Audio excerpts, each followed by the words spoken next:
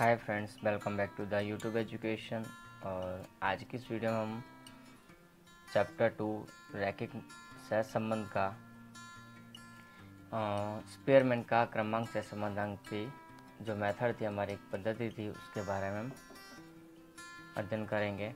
तो चलो हम चलते हैं। इसके लिए हम 2.3 का कौन सा क्वेश्चन है, यहाँ क्वेश्चन नंबर 5 दिया हुआ है, हम उसके बारे में अध्ययन करेंगे।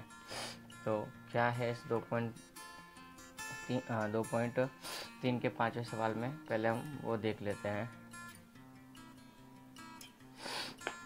तो लिखा हुआ है कि निम्नलिखित पति व पत्नी की ऊंचाई विषयक सूचना से उनकी ऊंचाई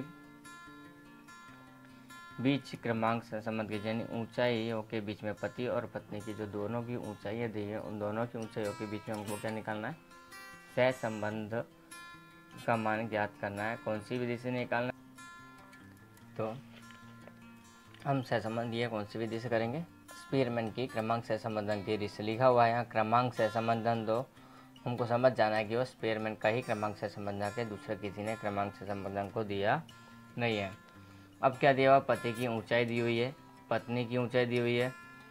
पति की ऊंचाई में लिखा हुआ है 156, 153, 185, 157, 163, 191 और 162। ऐसे पत्नी की ऊंचाई भी हमको यहाँ पर सेंटीमीटर में दोनों की दी हुई है।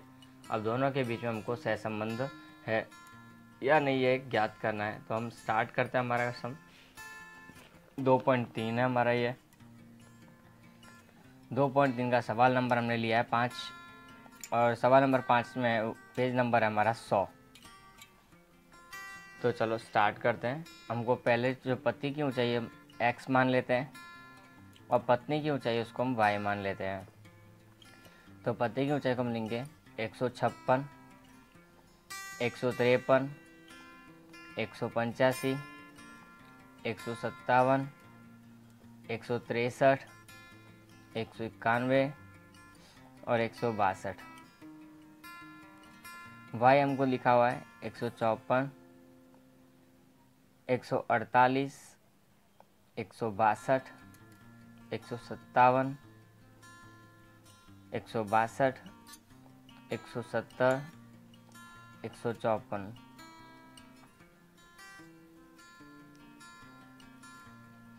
यहाँ हमको इस मेथड में टोटल करने की आवश्यकता होती नहीं है, हमको डायरेक्टली क्या ज्ञात करना है, RX यानी कि रैंक। इस मेथड को इंग्लिश में क्या बोलते हैं, रैंक कोरिलेशन।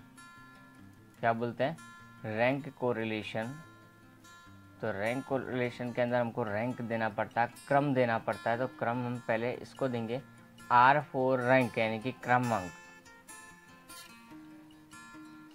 बराबर। तो हम पहले क्रम देंगे किसको, x वालों को, फिर y वालों को। और क्रम किसको दिया जाता है हमको अच्छी तरह बताए। जैसे कि एग्जाम्पल के लिए हम देखते हैं कि हम क्लास में पढ़ते हैं, तो एक क्लास में सबसे पहला रैंक किसका आता है, जो स्टूडेंट सबसे ज़्यादा मार्क्स लेकर आता है उसको हम क्या बोलते हैं, पहला रैंक देते हैं कि ये व्यक्ति पहला नंबर आया है।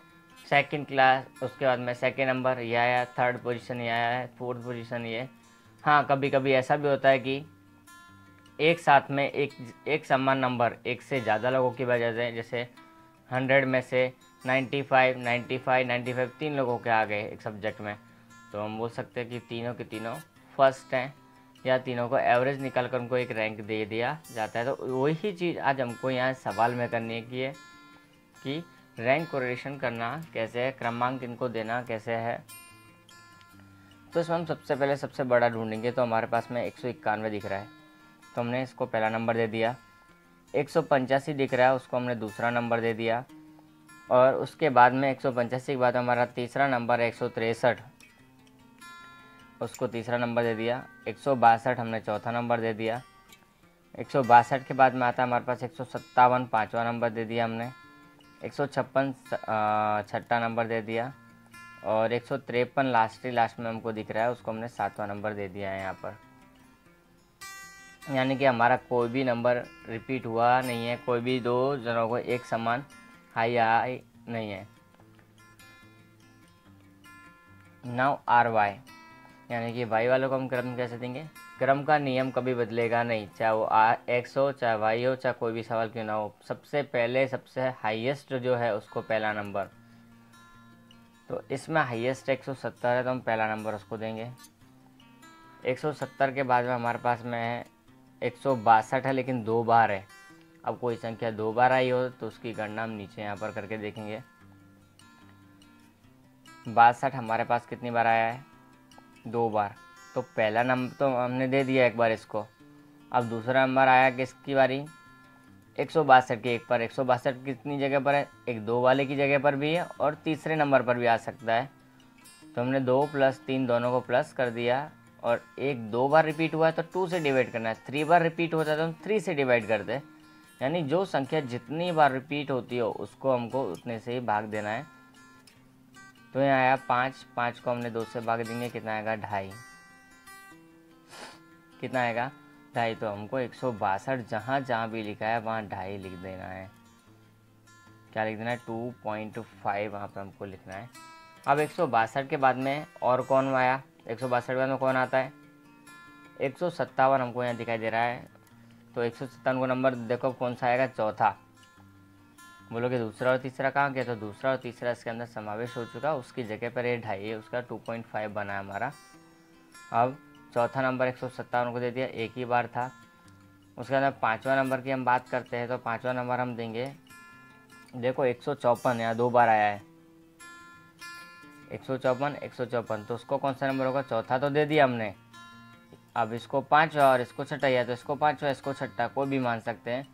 तो 5 + 6/2, तो 11/2 हमारे यहाँ आएगा। और 11/2 को हम अगर भाग देते हैं तो हमारे पास में आएगा 5.5। कितना आएगा? 5.5 यहाँ पर बचेगा। तो हम 154 जहाँ भी लिखा है वहाँ हम 5.5 लिख देंगे। उसके बाद में हमारे पास में आता है 148। 148 अकेला ही है, तो लास्ट में उसको 7 नंबर हम दे देंगे। इस तरह से हमारे इनको RX और RY ज्ञात कर सकते हैं। RX और RY में सबसे पहले हमको ध्यान रखना क्रम देना है, और क्रम किसको दिया जाता है? जो हाईएस्ट होता है उसको पहला, उसके तुरंत बाद वाले को दूसरा, फिर तीसरा, फिर तीसरा। अगर कोई एक जैसे नंबर्स आ जाते हैं तो यहाँ हमको क्या करना? उनका एवरेज निकालना पड़ेगा, जो भी नंबर उनका आ रहा होगा उसके बेस पर। अब लास्ट में हमको निकालना पड़ता है डी मतलब होता है हमारा डिफरेंस, यानी कि RX और RY के बीच का अंतर ज्ञात करना है। तो RX और RY को में से माइनस करेंगे तो हमको क्या मिलेगा? D4 difference. 6 में से 5.5 माइनस करेंगे, कितना आएगा? 0.5। 7 में 7 गए 0, 2 में से 2.5 गए माइनस का 0.5, 5 में से 4 गया 1, 3 में से 2.5 गया 0.5, और 1 में से 1 गया 0, और 4 में से 5.5 गया तो 1.5 वहाँ पर होगा हमारा।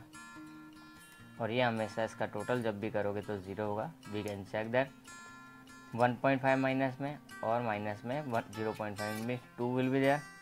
अब 0.5 प्लस में 1 और +1 2 प्लस में, इट मीन 0। और you can use your calculator there.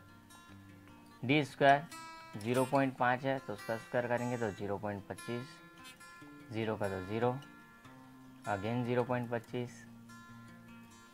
1 का 1, 0.25, 0 और 1.5 का 2.5। जब भी किसी संख्या का स्क्वायर करते हो, चाहे वो माइनस के हो चाहे प्लस के हो, आंसर प्लस में ही आएगा। 2, 1, 3, 1, 4 इसका टोटल हो रहा है तो हम 4 लिखेंगे।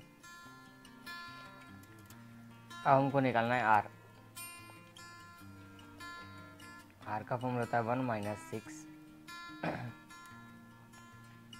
Sigma D square plus CF upon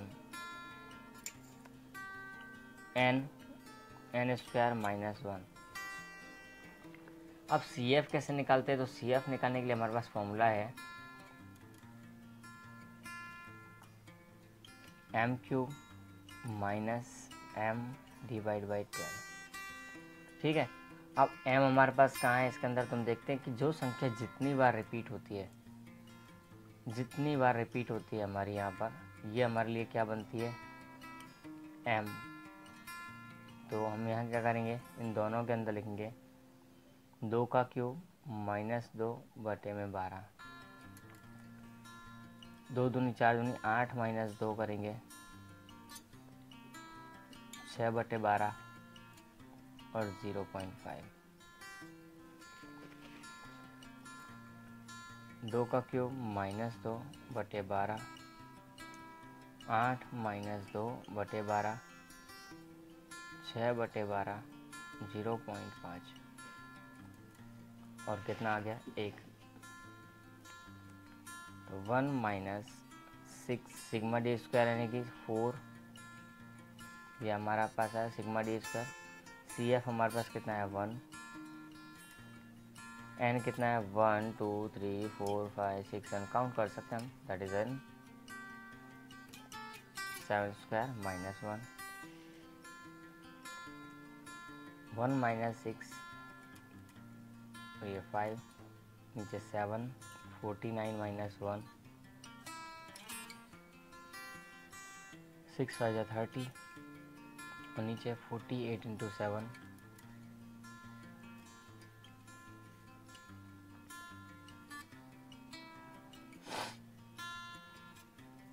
okay. तो 1 - 30/36 कितना हमारे पास आएगा वो हम एक बार चेक कर लेते हैं।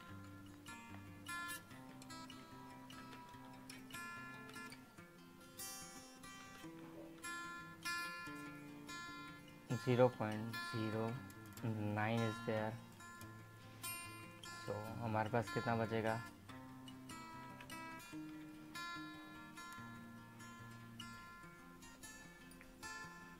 0.91। ये हमारा क्या हो जाएगा आर, किसकी मेथड से, स्पीयरमैन की पद्धति से हमारा आर निकल जाएगा। तो इस तरह हमारा एक सम पूरा हो जाएगा। ठीक है, अगर कोई क्वेरी है इस क्वेश्चन के अंदर तो पूछ सकते हो, जो भी है कमेंट कर सकते हो या फिर जैसे भी कांटेक्ट करना हो।